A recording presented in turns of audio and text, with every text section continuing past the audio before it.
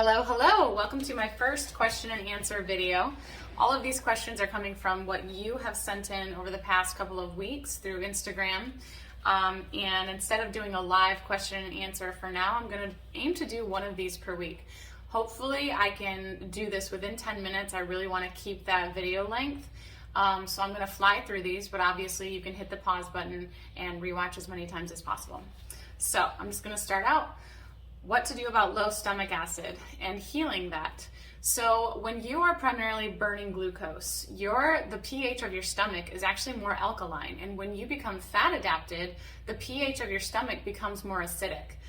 So number one, I think, is fat adaptation and metabolic flexibility. Some things that can help to improve or increase stomach acid are apple cider vinegar, which you might want to be aware of if you have histamine intolerance. Or you could take digestive enzymes like betaine, HCl, pepsin, Masszymes by Biooptimizers. It's one of my favorites. My code is tailored10. So those are some options. But overall, I honestly think that if you continue on this way of eating, your digestion will improve. Your body adapts to the way that you're eating. So if you are coming from glucose and carbs, your body is used to digesting those. If you're recently upping your protein and fat, then you need to give it some adaptation time. And as you eat this way, it actually improves your internal organs. It'll heal your liver. It'll heal your gallbladder if you have issues there, which will definitely improve digestion. Best way to start carnivore. Get the carbs and the sugar out of your house. Get support. Accountability is important, and stock up on the foods that you need. Make it, I think that eatwild.com is a great resource to find local farmer. I think having a relationship with a local farmer is really important. Or just go to Costco. Know what your budget is, know what you're working with. But the best way to do it is literally to just dive right in and get that stuff out of your house. And in my opinion, having variety is very important. I tried just beef, salt, and water 8 times and it never worked. It actually made me feel worse. And if you want more info on that, I would recommend checking out my interviews and podcasts on how I developed it in a way that it became sustainable and I had variety and it became a lifestyle. I also had someone ask, is a 1-to-1 fat to protein ratio necessary when you're starting carnivore? I actually think that a higher fat to protein ratio would be better, because when you're first becoming fat adapted, you need for the signal to be extremely clear that fat is your new primary fuel source. So if you're coming from burning glucose, but you're eating more protein than fat, even without the carbs, your body can make glucose from protein through gluconeogenesis. Your body can also make glucose from the backbone of fat, believe it or not. So one, you really do not need any sugar or carbs in your diet. Your body can make glucose from fat and protein. But eating more protein than fat can get people in trouble, especially when you're first starting. So I would actually say aim closer to a 1.5-to-1 fat to protein ratio.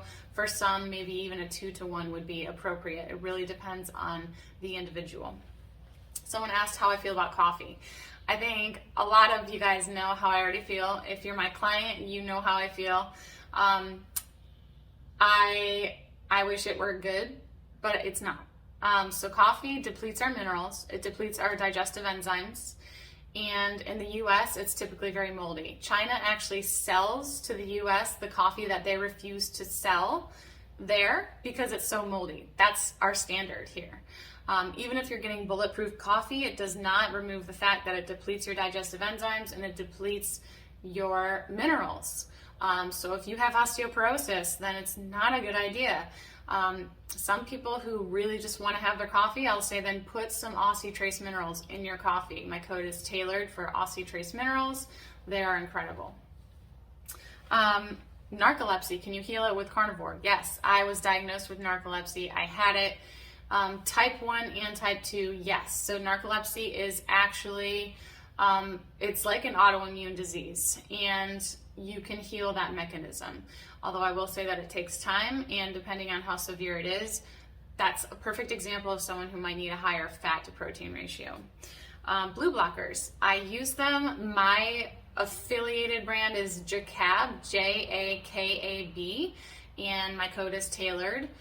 for a discount. They're just red glasses. I don't have them here to show you. They have cute styles, and I try to use them whenever I think about it, but usually my lights are out by 7 p.m. anyways.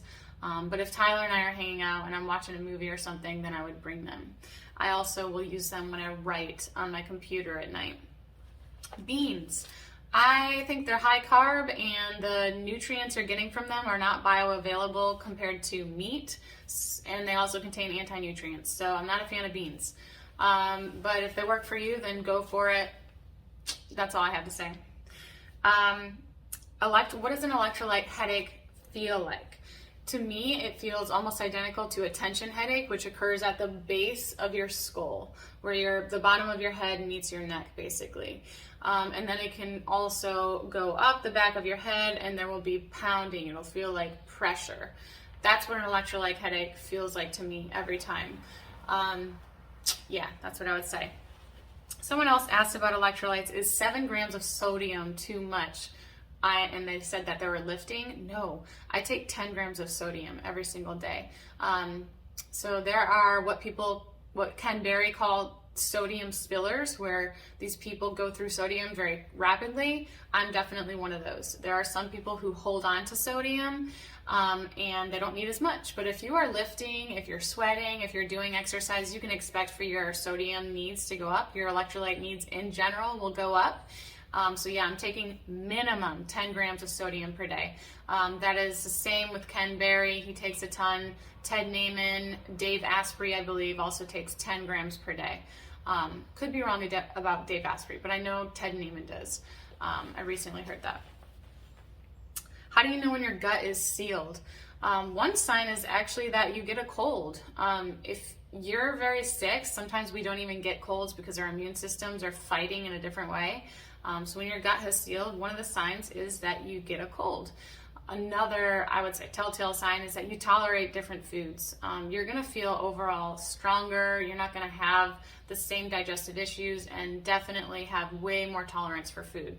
I know when my gut sealed, I was able to tolerate egg whites in a huge way. Like, I eat a lot of egg whites now. Whereas before I would get pimples, I would feel very anxious, and it was not good. Someone also asked about eggs, and is there such thing as too many eggs, and do I use organic eggs? I use the cheapest eggs that I can find from Target. I get 18 eggs for like $1.13. And I've been doing that for a while. So if you react to eggs, I think that you should focus on healing your gut. And I do think that you get what you pay for. So if you want better quality eggs, then pay for it. But I don't want to pay for it. But you do get what you pay for. So if I want to treat myself and get a pasture-raised egg, yeah, it's better. It tastes way better. I know I get more nutrients, but I do not react to cheap eggs, and the quantity of eggs that I use and want to consume, I would rather buy the cheap eggs. It's just what works for me. And no, there is no concern for too many eggs if you do well with them. There might be a small concern about the arachidonic acid found in egg yolks. If that's like your only fat source, then I would recommend also balancing that with grass-fed lamb or some fish or other ruminant animal fat, because arachidonic acid can become inflammatory if it throws off your omega balance. But what Nellie's, I think, sent me a like stack of coupons. This was over a year ago, and I was like, okay, well, this is when I'm going to reintroduce eggs. I had 18 egg yolks every day for 2 weeks. I was making my custard. It's a lemon curd recipe. It's so good, refreshing, delicious, great source of fat. If you want that recipe, I have it. Let me know. And yeah, and I felt high. My brain was just loving the choline, and it was amazing. No, I'm not afraid of you having too many eggs in general. What is the difference between Prime Protein and the collagen that they just released, Equip Foods? Prime Protein is made from beef protein isolate. It's a complete amino acid profile. It's a complete protein, whereas collagen does not contain all of the amino acids. Collagen is more like a supplement, and I never recommend counting your collagen towards your protein for the day. when did my sugar cravings stop? And then someone also asked how to stop carb cravings. Sugar cravings stopped when I removed the keto hyperpalatable foods. So in the emergency room, when I decided to go carnivore and leave behind all the keto treats and all of those things, leptin sensitivity really did kick in very quickly. When you remove those hyperpalatable foods and just straight up fat bombs and all of that stuff, I stopped craving them. Your body is going to crave what you feed it. So if you don't want to crave sugar, then get it out of your house and stop eating it. The way to stop cravings is to eat enough, to eat more animal fat, eat more protein, and something that really helps me with that is Billy Doe meats. The variety that they have of fatty, delicious meat is insanely helpful, and it makes us sustainable. Boneless lamb sirloin with a thick fat cap. They have lamb bacon, they have lamb ribs, they have lamb chops with a thick fat cap. All of those, you're not going to really want a sweet thing. And if you really do, if it works for you, my carnivore brownies and carnivore ice cream and all of those other things, carnivore carrot cake, the recipe has been posted on YouTube. Those things can help with transition. Tyler really, really, really benefited from those when he was switching to carnivore. He had my brownies every day. Now he doesn't even crave them. I haven't had my brownies personally for like a month, and I don't miss them. I crave the meat, I crave the savory food. So my advice is to eat enough and to know whether or not you're an abstainer or someone who can have a little bit of sweet things that is not made with sugar, because that's a different personality type. When I first made my brownie recipe, I actually had to limit myself. I had to store them in separate increments, like individual portions, and then put most of them in the bottom of my chest freezer so that I would have to move a lot of meat to get to them. Otherwise, I would want to eat the whole thing, and that's just where I was at. So if you need to set up yourself some kind of system where you don't get too carried away before you're fully leptin sensitive, then do so. Or you might just try something like my custard recipe, which has a little bit of sweetness to it, but it's not as like super decadent sweet like brownies. And I think it's good to work with someone to really figure out what you can do when you can do it. I know that it can feel scary when you have already been addicted to sugar.